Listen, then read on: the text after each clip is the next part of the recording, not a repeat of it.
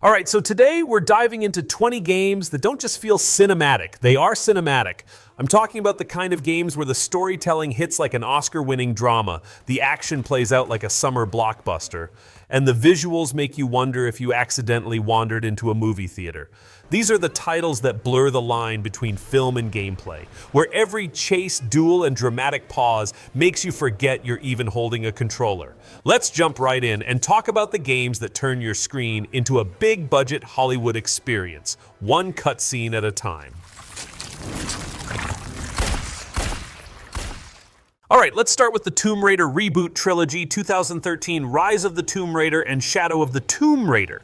This series took Lara Croft from a pixelated adventurer with triangle-shaped, to a full-blown action movie star. The first game hits you with this raw, survival-driven origin story. Lara's basically going through a hardcore camping trip gone wrong situation with cults, storms, and way too many people trying to kill her. Rise of the Tomb Raider turns up the dial with bigger tombs, crazier set pieces, and snow-covered cinematic vibes, while Shadow goes all in on the Mayan apocalypse theme. It's got everything: Hollywood tier explosions, a lead character you actually care about, and more bow and arrow action than Legolas on espresso. The trilogy's pacing, music, and insane environmental detail make it feel like you're in a summer blockbuster where you are the director, stuntman, and hero rolled into one.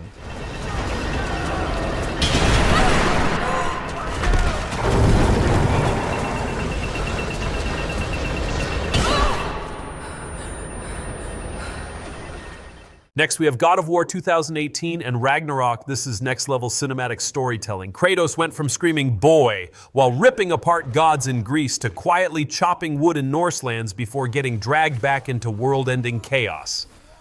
The camera never cuts, like literally one continuous shot through the whole game, making it feel like you're watching the most epic Norse mythology film ever made, except you're controlling it.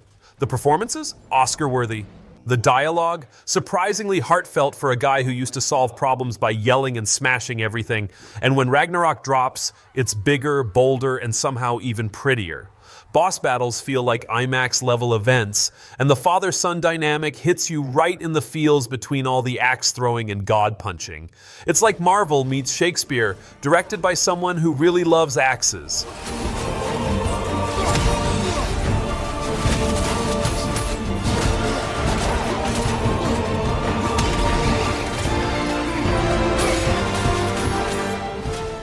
The Last of Us Part 1 and 2. Yeah, these games are emotional warfare disguised as post-apocalyptic zombie dramas. You start thinking, cool survival horror, but 5 minutes later you're emotionally attached to characters like Joel and Ellie as if they're real people. Naughty Dog crafts these gut punch moments with movie-like pacing, insane voice acting, and environmental storytelling that makes even a random abandoned house feel like it has history. Part 2 cranks everything to 11. Darker themes, moral ambiguity, and narrative twists that make you sit there like you just watched the Game of Thrones finale, but in a good way. And the visuals? Some cutscenes look so real you half expect a Netflix logo to pop up. By the time you're done, you're questioning your life choices, humanity, and maybe even why you started the game in the first place. It's that powerful.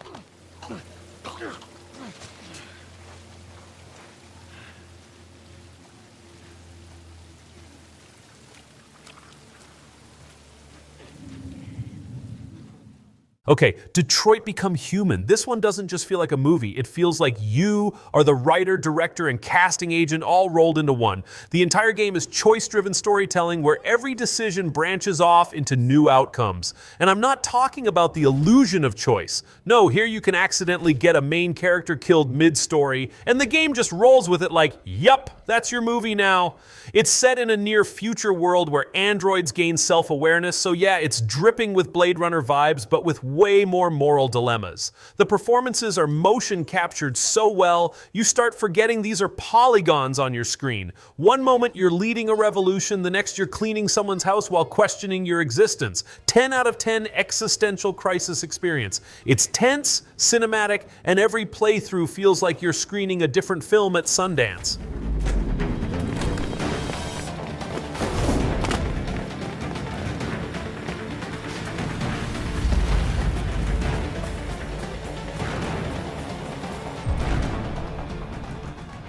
And next, let's talk about Resident Evil 2 and 4 remakes. Now this is how you bring classics back. RE2 takes you back to Raccoon City with visuals so good you can practically smell the zombie apocalypse. And trust me, you don't want to. The over-the-shoulder camera makes everything feel claustrophobic, like you're trapped in a horror film where every hallway hides something ready to ruin your day. Then there's RE4 Remake. Arguably the most iconic entry, now looking like a Hollywood action horror masterpiece. Leon Kennedy goes full action hero while still delivering those cheesy one-liners we secretly love. Both remakes blend tension, atmosphere, and modern gameplay so seamlessly, it's like Capcom hired Michael Bay and James Wan to co-direct explosions and jump scares. Yes, please. It's the perfect mix of nostalgia and holy crap, did you see that? Moments.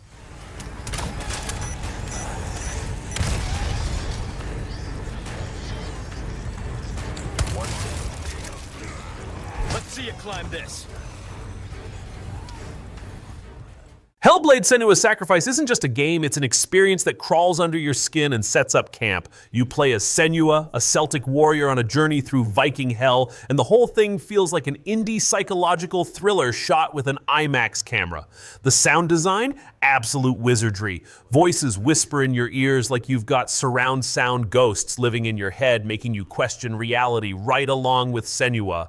It's dark, hauntingly beautiful, and packed with emotional weight you don't see coming. And now, with Senua's Saga Hellblade 2, Ninja Theory is dialing everything up. Bigger landscapes, crazier visuals, and even more immersive audio tricks. It's less sit back and watch, and more strap in and survive this emotional roller coaster with your sanity intact. Go.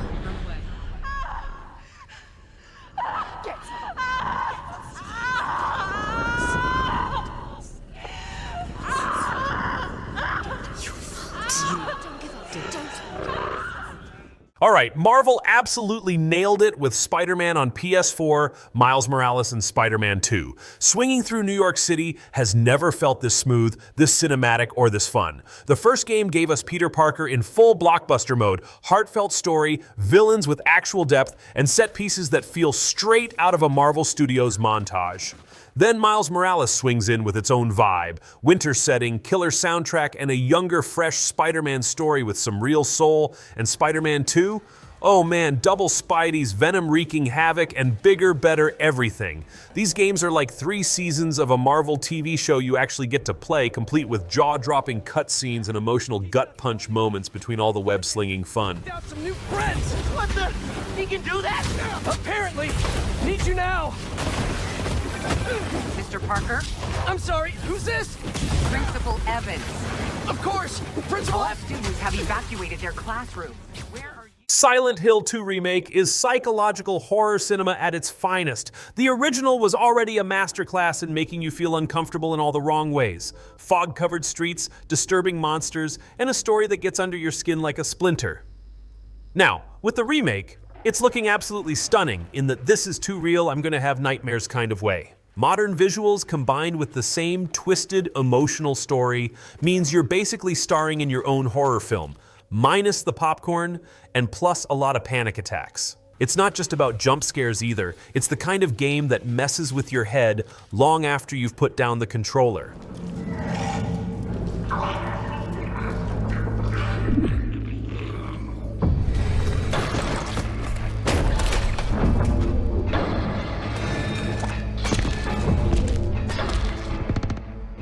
Final Fantasy VII Remake and the Rebirth are like the ultimate fan dream, where someone took your favorite JRPG from the 90s and gave it a full Hollywood makeover.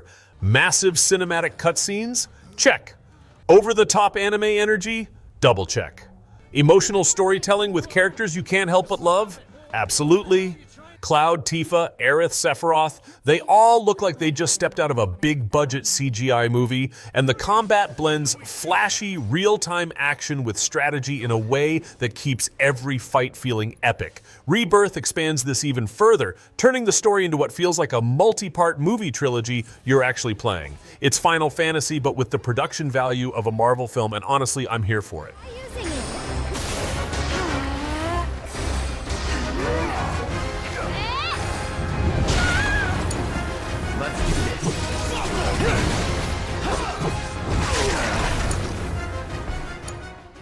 Indiana Jones and the Great Circle plays exactly like the adventure blockbuster you've always wanted to control. You've got the whip, the fedora, the wisecracks, and of course the non-stop action that takes you from dusty ruins to snow-capped mountains with the kind of set pieces that would make Spielberg proud. One moment you're solving ancient puzzles under torchlight, the next you're in a high-speed chase while the whole place collapses behind you like the universe just wants you dead.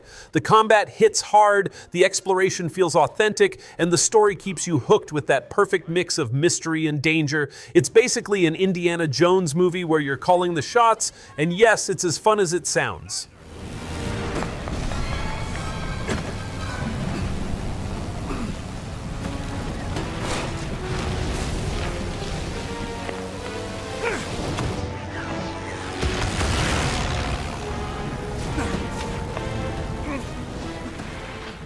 Horizon Zero Dawn and Forbidden West are basically what happens when someone mixes Jurassic Park with the Terminator and throws in a badass lead character for good measure. You play as Aloy, an outcast turned hero who's fighting robot dinosaurs in a post-apocalyptic world that's so gorgeous it makes you want to frame your screenshots. The first game hooked us with mystery and jaw-dropping landscapes, and then Forbidden West came along and said, hey, let's add underwater exploration, crazier machines, and even more stunning vistas. It's part sci-fi epic, part open-world blockbuster, and every cutscene feels like a movie studio snuck in to direct it. Plus, Aloy's sarcasm, chef's kiss. She's basically the action star we didn't know we needed.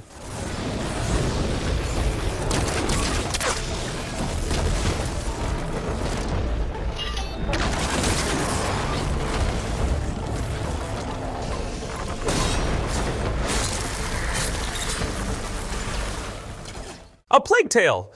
Innocence and Requiem feel like medieval drama films that accidentally let you control the characters. You're following Amicia and her little brother Hugo through a world full of disease, war, and more rats than you'll ever want to see again. Seriously, there are rats everywhere. But the storytelling? It's emotional, tense, and beautifully shot. Like some European art house film with stealth mechanics and medieval horror thrown in. Then Requiem steps it up with bigger set pieces, more heartbreak, and yes, even more rats, because apparently the first game didn't traumatize us enough. It's like watching a historical thriller unfold, except you're the one trying to keep everyone alive while screaming, "Why so many rats?" Did you come to finish me? Shut up! We're taking you out of here! Ha!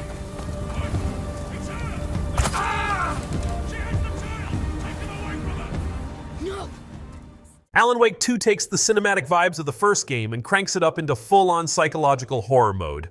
Imagine playing through a Stephen King novel directed by David Lynch, and you're getting close. The game switches between Alan, trapped in a nightmare reality, and Saga, an FBI agent investigating some very creepy murders, creating this dual narrative structure that feels like a prestige TV show you binge at 3 a.m.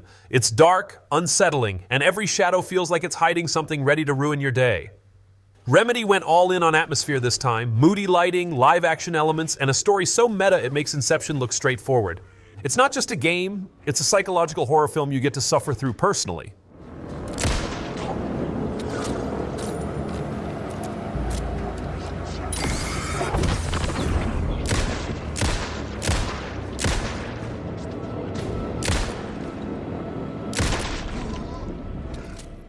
Rocksteady's Batman Arkham series is basically the Batman cinematic universe we always wanted but never got from Hollywood until recently. Arkham Asylum set the stage with tight, creepy corridors that felt straight out of a thriller, then Arkham City blew the doors open with a sprawling Gotham sandbox.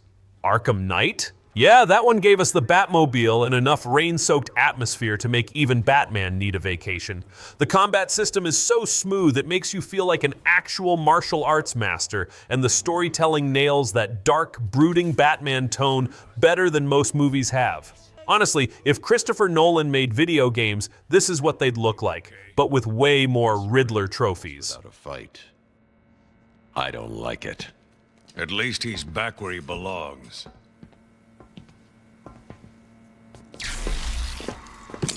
Get up! Now! Black Myth. Wukong feels like stepping into a legendary martial arts fantasy film where every frame is dripping with style. Based on the classic Journey to the West tale, it throws you into this mythological world full of ancient beasts, massive bosses, and jaw-dropping landscapes that look like concept art brought to life. The combat? Fast, fluid, and packed with transformations that make you feel like you're playing a Chinese epic directed by someone who loves big cinematic fight scenes. Every battle feels like a blockbuster moment. The music hits with that perfect mix of drama and intensity, and the visuals? They're so stunning, you almost feel guilty swinging a staff through it all. It's part action game, part mythological masterpiece, and completely unforgettable.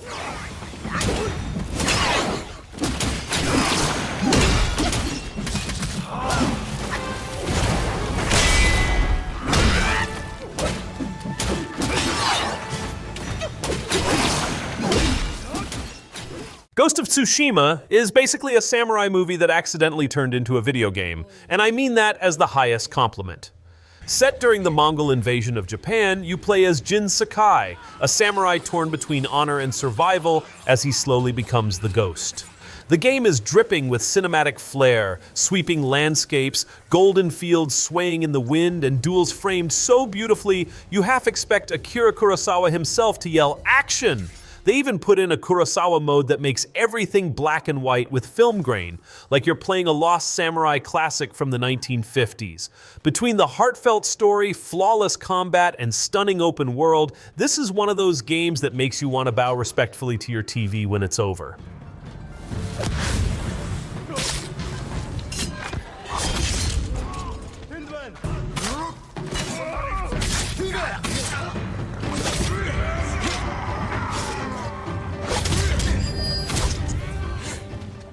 Red Dead Redemption, and especially Red Dead Redemption 2, is less of a game and more of a cinematic Western masterpiece you just happen to control. Rockstar built this absurdly detailed world where every campfire conversation, every horse ride through the wilderness, feels like it was shot by some Oscar-winning director obsessed with sunsets. Arthur Morgan's story in RDR2 is pure gold. Tragic, powerful, and packed with more character depth than half the movies on Netflix. The pacing sometimes feels slow, but that's the point. It lets you soak in the atmosphere, live the cowboy life, and question your morals while dueling bandits and robbing trains.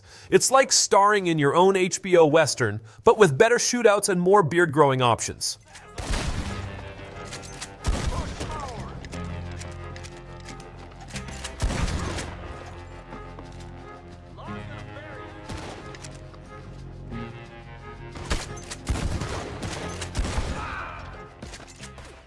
The Witcher 3 is basically the fantasy epic Peter Jackson would have made if he was into video games. You're Geralt of Rivia, grumpy monster hunter, professional swordsman, and part-time dad looking for his adopted daughter while getting roped into world-ending political drama because, of course you are. The game's storytelling is legendary. Every side quest feels like its own short film, and some are better than actual main quests in other games. Toss in gorgeous landscapes, memorable characters like Yennefer and Triss, and some morally gray choices that make you question everything, and you've got a game that doesn't just feel like a movie, it feels like 3 seasons of a big-budget fantasy TV show you get to direct.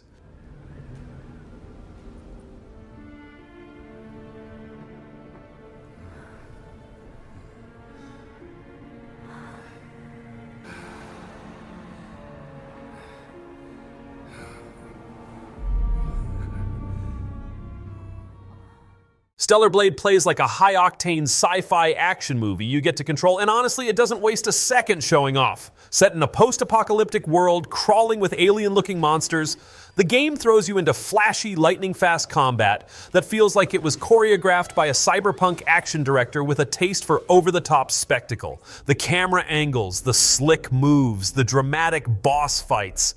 Every moment feels like a scene from a futuristic blockbuster where you're the star. Add in a story dripping with mystery and visuals so sharp they could cut glass, and you've got a game that doesn't just look cinematic, it plays like one every single second.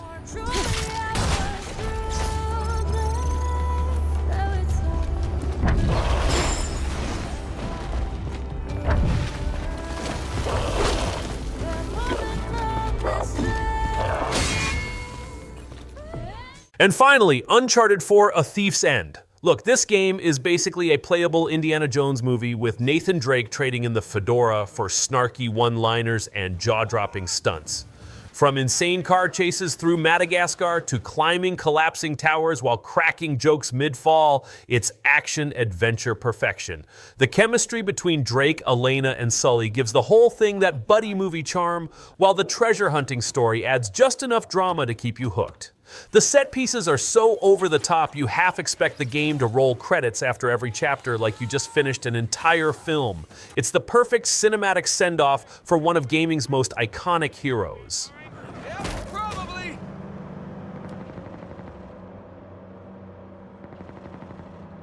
Oh, crap!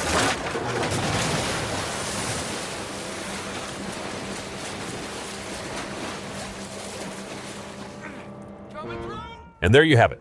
20 games that prove sometimes the best movies are the ones you actually get to play. From emotional roller coasters to jaw-dropping action set pieces, these titles didn't just tell stories, they pulled us right into them. So, which one had you hooked like you were watching a late-night Netflix binge? Let me know down in the comments because I'm curious which game had you forgetting to blink during the cutscenes. If you enjoyed this list, don't forget to hit that like button, subscribe for more gaming goodness, and as always, keep playing, keep watching, and I'll catch you in the next one.